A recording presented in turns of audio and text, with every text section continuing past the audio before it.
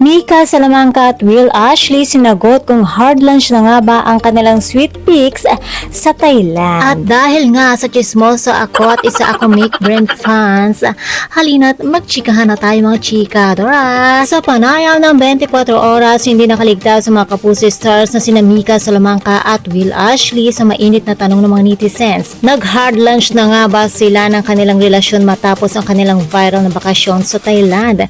Simple at direkta ang naging tugon ng dalawa. Hindi naman daw, so soft lunch lang yun. Charot. Ayon nga sa kanila, hindi nila inaasahan na magiging talk of the town at pagpepestahan sa social media ang kanilang binahagi mga selfies na nakasuot parang Thai school uniform. Sa kabila ng kilig na hatid ng kanilang mga larawan, tila wala pa rin formal na pag-amin na nagaganap sa kung anuman ang tunay na estado ng kanilang puso sa ngayon. Gayun pa man, malinaw na masaya at nag-enjoy ang dalawa sa bawat sandali magkasama sila. Kung ito man ay maituturing na isang soft lunch o sadyang pagiging malapit lang nila sa isa't isa, ang mahalaga ay masaya sila sa kung anong meron sila ngayon.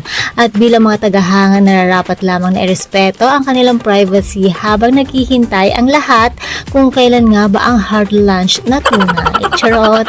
And that's all for mga chika, Doras. For my showbiz update, please don't forget to like, share, and subscribe my channel. Thank you for watching. So, bakit nga na ng visual company?